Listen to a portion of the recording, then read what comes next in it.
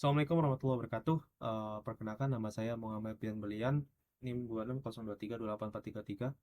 Kali ini saya mewakili kelompok 7 yang berfokus pada proyek yang bertemakan peningkatan infrastruktur dan inovasi untuk mewujudkan SDG 9.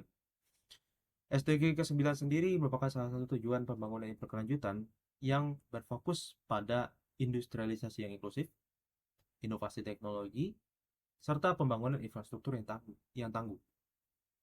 Pada era globalisasi dan revolusi industri 4.0, Indonesia banyak menghadapi tantangan, mulai dari kesenjangan infrastruktur antar wilayah, kurangnya inovasi di sektor industri, hingga keterbatasan pendanaan dan teknologi yang ramah lingkungan.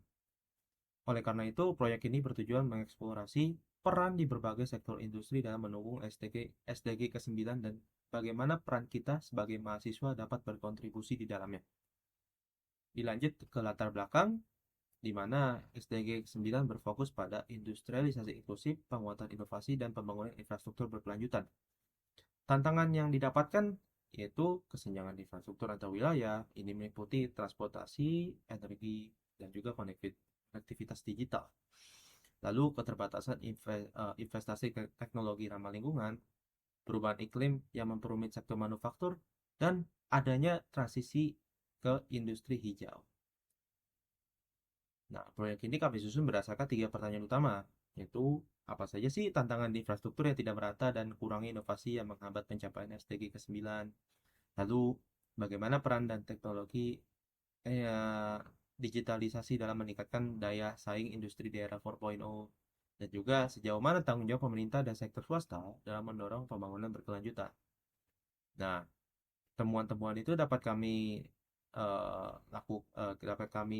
temukan dengan wawancara narasumber yang kami lakukan pada beberapa sektor industri.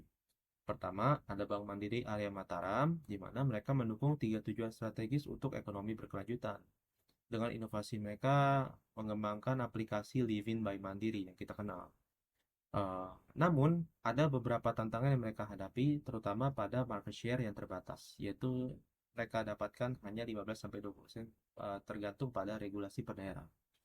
Lalu pada PT Kilang Pertamina Internasional, di mana mereka mengintegrasikan SDG ke-9 dengan nilai akhlak di perusahaannya.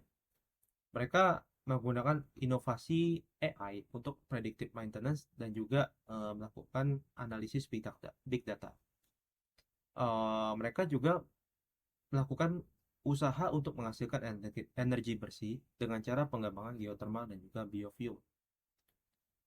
Pada PT Sochi Lines, mereka berfokus pada efisiensi energi radikal dalam operasional kapal, di mana inovasi mereka dengan memanfaatkan hasil pembangunan energi panas dan menggunakan bahan bakar alternatif seperti LNG dan juga metanol. Pendekatan yang mereka lakukan yaitu dengan kolaborasi antara kru kapal dan juga tim office, terutama tim technical, untuk membangun ide-idenya.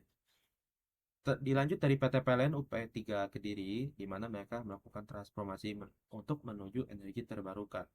Dan inovasi mereka dengan membangun program PLTS atau Green Energy dan juga charging station kendaraan listrik.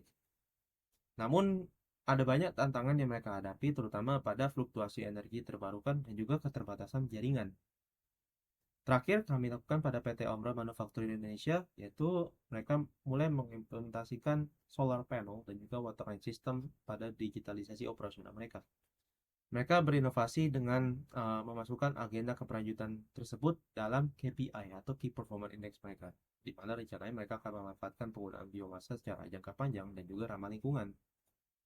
Nah, dari hasil wawancara yang telah kami lakukan, maka dapat disimpulkan, kesadaran kebangsaan menunjukkan SDG ke-9 bukan hanya sekedar target internasional, tetapi ini merupakan juga amanah konstitusi untuk membangun Indonesia yang lebih maju dan juga berkelanjutan.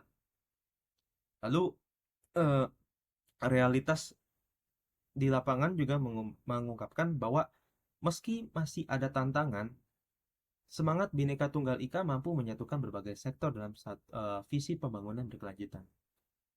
Pesan kewarganegaraan juga menekankan bahwa setiap warga negara juga memiliki peran strategis, termasuk mahasiswa hingga profesional. Dari hasil kesimpulan dapat kami berikan saran, yaitu Gerakan Nasional untuk SDG 9 juga mencakup implementasi nilai Pancasila melalui musyawarah mufakat dalam pengambilan kebijakan industri, gotong royong dalam kolaborasi politik, baik di berbagai sektor industri, dan keadilan sosial dalam distribusi pembangunan di setiap sektor. Dari hasil kesimpulan dan saran yang kami berikan, maka menurut saya presentasi kali ini juga